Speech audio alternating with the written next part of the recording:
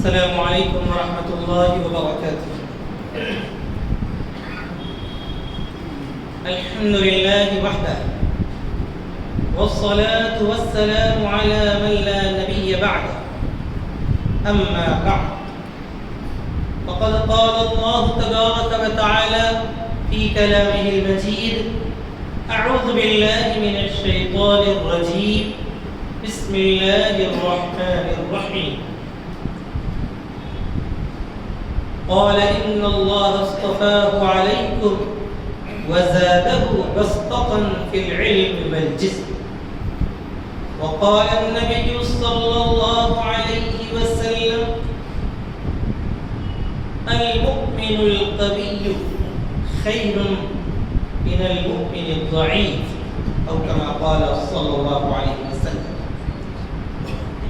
وقال النبي صلى الله عليه وسلم: ارموا يا بني إسماعيل فإن أباكم كان راميا، أو كما قال صلى الله عليه وسلم. بزرگان محترم، عزیز دوستوں، ساتھیوں، پیارے بچوں، جیسا کہ بارہا یہ بات عرض کی جا چکی ہے کہ اسلام وہ مکمل دین ہے جس میں زندگی کے ہر شعبے اور حصے کے لیے مکمل طور پر رہنمائی کر دی گئی ہے۔ اگر کوئی اپنے رب کا مقرب بننا چاہتا ہے، قریب ہونا چاہتا ہے، تو وہ اس دنیا میں رہ کر دنیاوی کاروبار کے ساتھ لوگوں سے تعلقات کو برقرار رکھتے ہوئے اور اپنی تمام دنیاوی ضروریات کو پورا کرتے ہوئے وہ اللہ کا مقرر بندہ یقیناً بن سکتا ہے۔ دیگر مذاہب کی طرح اسلام ہمیں یہ تعلیم نہیں دیتا کہ اگر تم اپنے رب کو پانا چاہتے ہو تو سب چھوڑ چھاڑ کر، دنیا سے کٹ کر، تعلقات سے جدا ہو کر کسی غار میں یا پہاڑی کے دامن میں یا کسی ندی کے کنارے یا آبشار کے نیچے بیٹھ کر ہی اپنے رب کو، اپنے معبود کو پا سکتے ہو اور اس کے قریب ہو سکتے ہو۔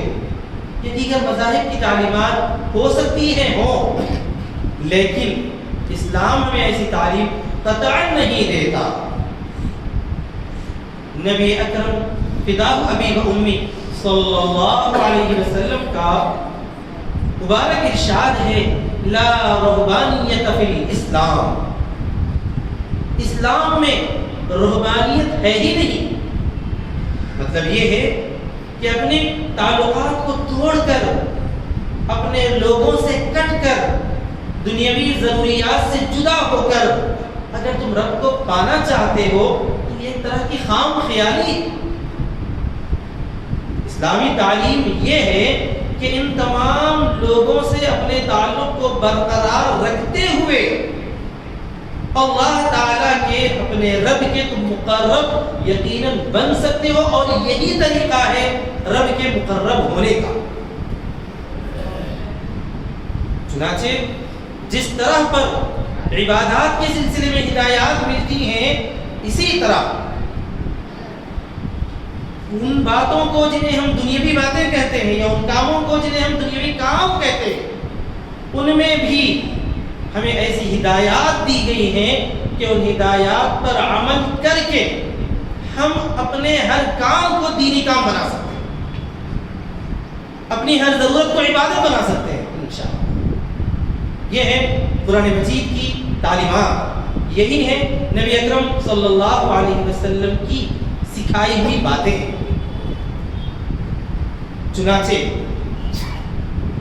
کھیل کود، جسمانی ورزش اور اپنے بدن کو تندرست رکھنے کے جو کام ہیں جنہیں عربی میں ریاضت بدنیہ، اردو میں جسمانی ورزش، یا اسی طریقے پر انگریزی میں ایکسرسائز وغیرہ مختلف ناموں سے یاد کیا جاتا ہے،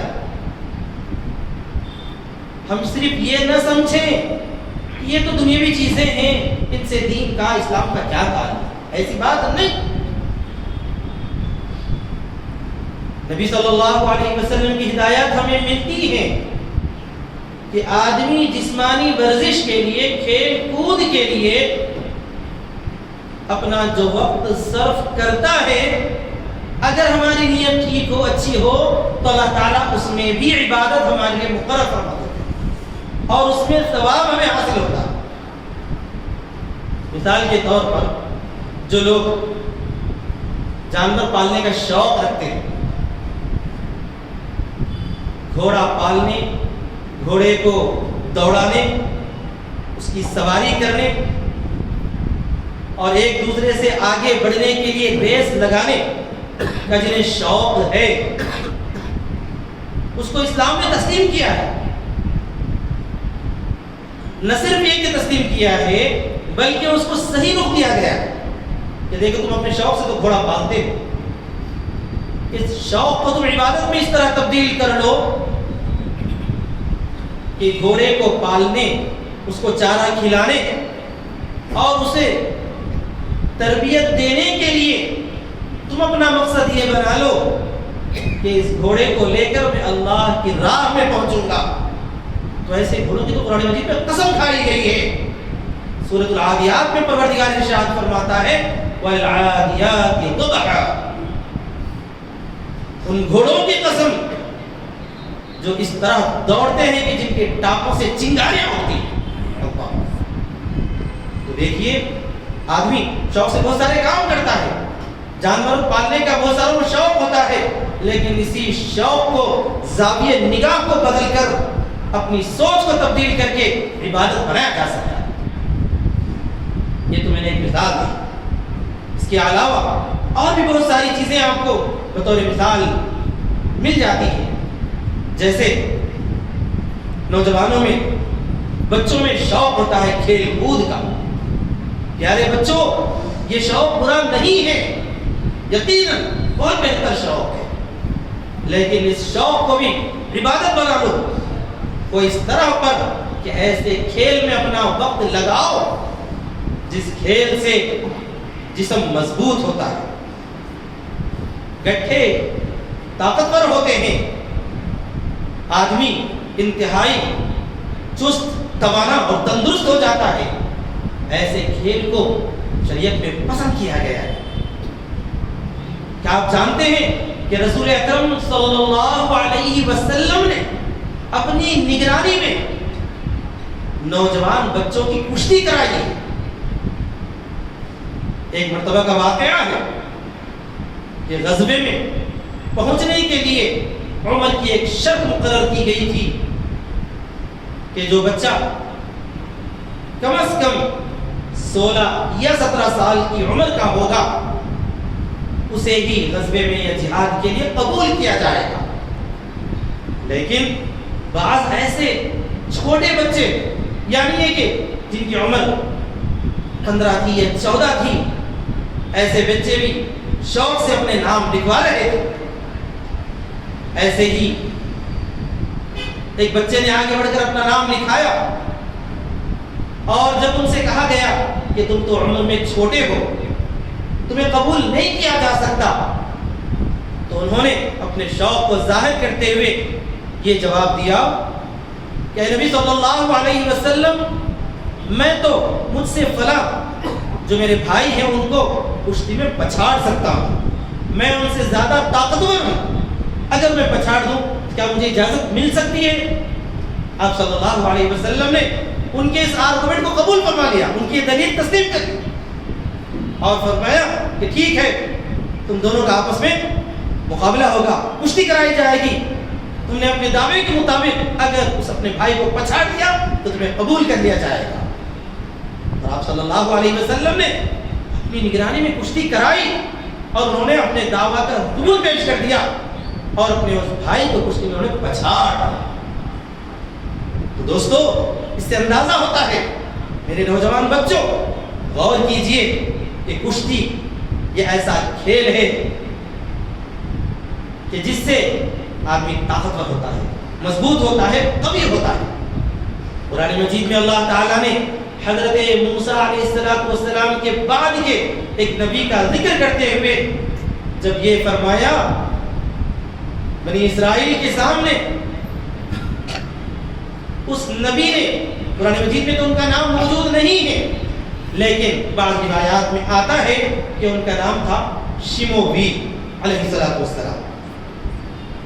تو انہوں نے یوں کہا کہ بنی اسرائیل، اللہ تعالیٰ نے تمہارے لیے طالوت کو بادشاہ مقرر کیا ہے، تم اس کو قبول کر لو۔ تو ان لوگوں نے جواب میں کہا کہ ہم کیسے اسے اپنا حکمراں یا بادشاہ مان سکتے ہیں جبکہ ان کے پاس تو مال و دولت اور پیسہ نہیں ہے، نہ کوئی بہت اونچے گھرانے سے یا بہت ہی عظیم خاندان سے ان کا تعلق ہے۔ شاید اس زمانے کے بنی اسرائیلیوں کے ذہنوں میں بھی یہی بات تھی کہ جس کے پاس پیسہ زیادہ ہو اسی کی چودراہٹ ہوگی اور وہی بادشاہت کے منصب پر قائم ہوگا، جبکہ اسلام کا وہ دستور نہیں ہے۔ اسلام میں ہر معاملے میں قابلیت دیکھی جاتی ہے، صلاحیت کو دیکھا جاتا ہے۔ روپیہ، پیسہ یا ایسی چیزیں جسے لوگ عزت و شرافت کی نگاہ سے دیکھتے ہیں، اسلام اس کو قابلیت نہیں مانتا، قابلیت اور صلاحیت کی ضرورت ہوتی ہے۔ تو مجھے در حقیقت یہ عرض کرنا تھا کہ اس موقع پر اس نبی نے علیہ السلام یوں کہا، ان اللہ اصطفاہ علیکم وزادہ بسطۃ فی العلم والجسم۔ کہ تم کیا کہتے ہو اے میرے ساتھیوں، میرے دوستو، اے بنی اسرائیلیوں، یہ تمہارا کیسا دعویٰ ہے کہ ہم اس کو قبول نہیں کر سکتے کہ ان کے پاس تو مال و دولت کی کمی ہے؟ دیکھو اللہ نے تمہارے اوپر ان کو منتخب کر دیا ہے، چن لیا ہے۔ جب اللہ نے چن لیا ہے تو تمہیں چنو چرا کرنے کی کوئی اجازت نہیں۔ اور دلیل بھی بیان فرمائی، وَزَادَهُ بَسْطَةً فِي الْعِلْمِ وَالْجِسْمِ، کہ اللہ تعالیٰ نے ان میں دو چیزوں کی غیر معمولی قابلیت دی ہے، ایک ہے علم اور ایک ہے جسم۔ یعنی وہ علم میں بھی تم سب سے عمدہ ہیں، اعلیٰ ہیں، اور ساتھ میں وہ مضبوط طاقت والے ہیں۔ جسم میں اللہ تعالیٰ نے ان کو زیادتی نصیب فرمائی ہے، لہذا ان کو لازمی طور پر ان کو قبول کرنا ہی ہوگا۔ تو بہرحال میں عرض کر رہا تھا کہ اللہ تعالیٰ نے جہاں حکومت کی قابلیت کا ذکر فرمایا وہاں پر دو چیزوں کا خاص طور پر اہتمام فرمایا ہے، علم اور جسم۔ یعنی طاقتور مومن جس طرح پر اپنے ماتحتوں پر اثر انداز ہو سکتا ہے اور حکمرانی کر سکتا ہے، ایک ضعیف، کمزور، دبلا پتلا نوجوان ایسی حکومت نہیں کر سکتا۔ تو اس سے بھی معلوم ہوا ہے کہ اللہ تعالیٰ نے کھیل کود میں ایسے کھیل جس سے جسمانی طاقت میں اضافہ ہوتا ہو پسند فرماتا ہے۔ نیز ہمارے پیارے حبیب حضرت محمد مصطفیٰ صلی اللہ علیہ وسلم کا مبارک ارشاد ہے، المؤمن القوی خیر من المؤمن الضعیف، او کما قال صلی اللہ علیہ وسلم، کہ جو طاقتور مسلمان ہے، طاقتور مرد مومن ہے، وہ ضعیف، کمزور، ناتواں ایسے مسلمان کے مقابلے میں بہتر ہے، کیونکہ یہ اپنی طاقت کی وجہ سے یا طاقت کے بل پر بہت سارے ایسے کام انجام دیتا ہے جو اسلام کو اس کی ضرورت پڑتی ہے۔ لہذا مسلمانوں کو بھی چاہیے کہ کھیل کود میں، یعنی میرے نوجوانوں، میرے بچوں کو چاہیے کہ وہ کھیل کود میں ایسے کھیل کو منتخب کریں جس سے ان کا جسم مضبوط ہوتا ہو، وہ طاقتور بنتے ہیں۔ اب ایسے کون سے کھیل ہیں وہ تو ہم سبھی جانتے ہیں کہ کھیل کود کے اعتبار سے اگر دیکھا جائے تو آپ فٹ بال کھیلیے، اس سے جسم مضبوط ہوتا ہے۔ خوب بھاگنے اور دوڑنے کی وجہ سے خون کی روانی بھی صحیح ہوتی ہے۔ عام طور پر جو امراض بیٹھے رہنے سے اور پیدل نہ چلنے سے پیدا ہوتے ہیں، ان امراض کی شکایات کو بہت ختم ہو جاتی ہے۔ اسی طرح پر اور وہ کھیل جو ایک طرح کھیل بھی ہے اور اس میں جسمانی ورزش وغیرہ بھی ہوتی ہے، اس کو آپ منتخب کریں، اسی کو اختیار کریں، یہی حدیث میں پسند کیا گیا ہے۔ مثلا قدیم زمانے میں کشتی جسمانی کھیل تھا، کھیل کے ساتھ ساتھ جسم بھی مضبوط ہوتا، طاقتور بھی ہوتے، اور اگر دشمن خدا سامنے آئے تو اسے پچھاڑنے کی بھی صلاحیت پیدا ہو جاتی ہے۔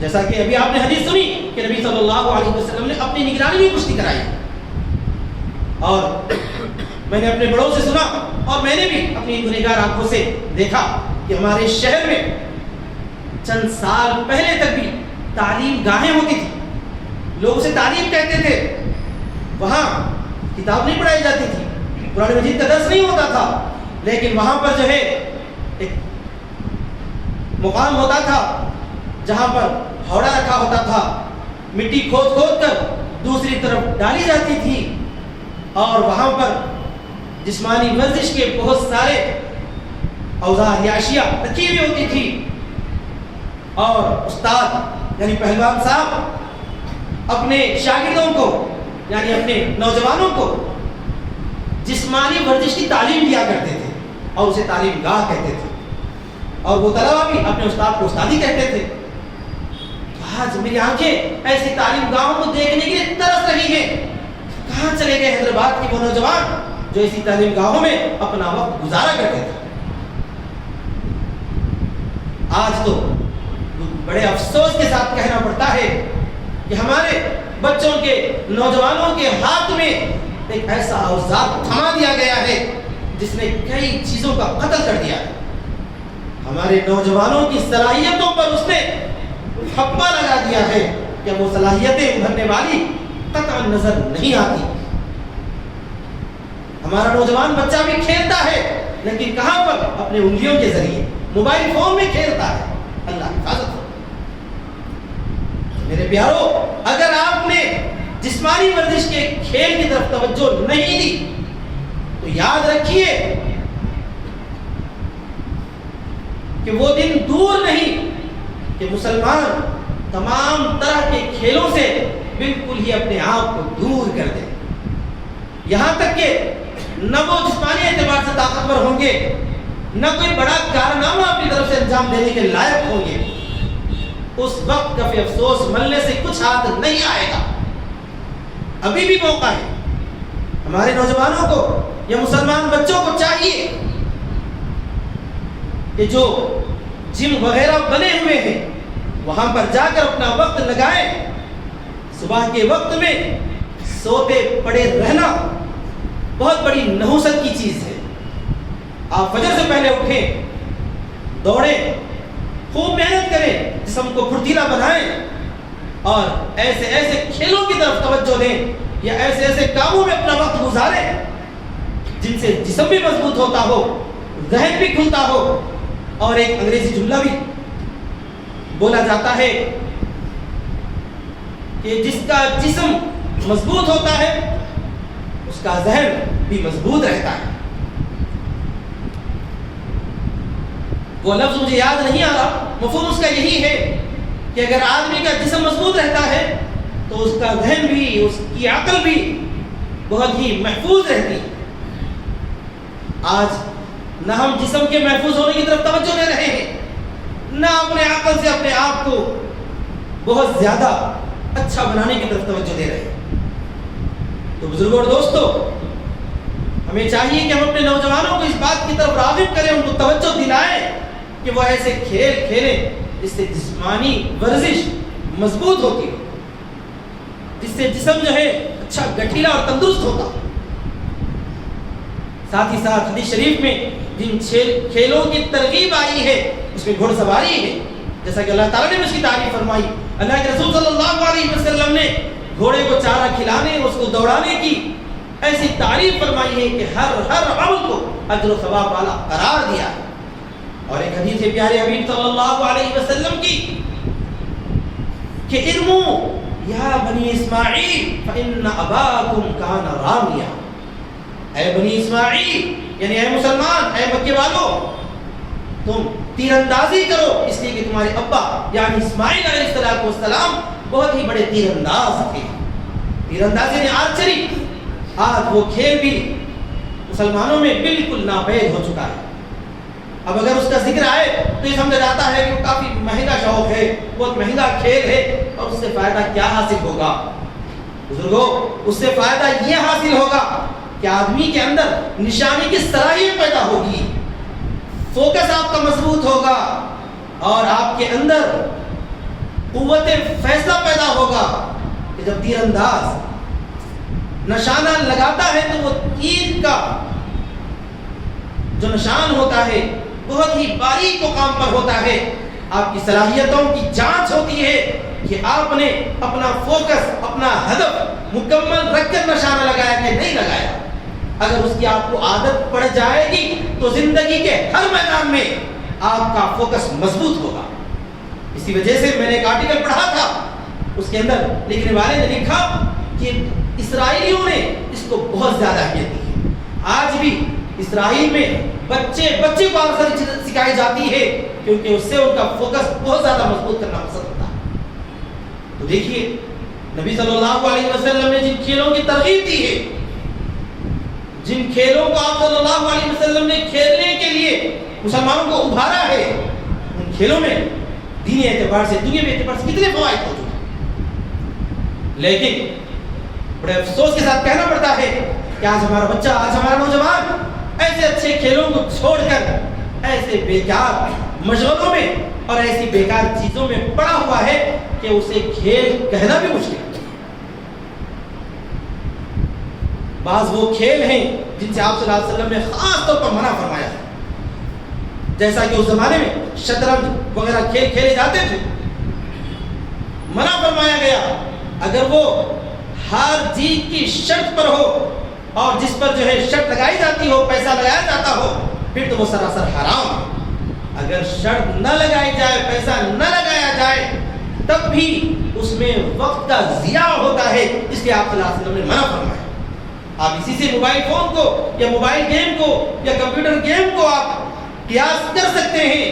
یہ بھی ایسی چیزیں ہیں کہ جس میں ہمارا بہت بڑا وقت ضائع اور برباد ہوتا ہے، لہٰذا یہ کھیل قطعاً ناپسندیدہ ہے، کھیل کہنے کے لائق ہی نہیں ہے۔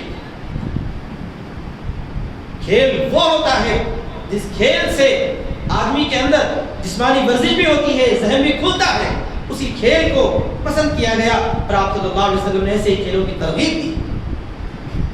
اسی طرح پر بعض کھیل وہ ہوتے ہیں جن کھیلوں کو غیر مسلمین کی مشابہت کا تعلق ہوتا ہے، یا غیر مسلمین کی جو عبادتیں ہوتی ہیں یا جو ان کی عیدیں ہوتی ہیں، ان عیدوں سے اس کا تعلق ہوتا ہے، تو وہ کھیل بھی ناپسندیدہ ہے، کیونکہ رسول اکرم صلی اللہ علیہ وسلم نے دینی کاموں کے اندر یہود و نصارہ کی مشابہت سے منع فرمایا۔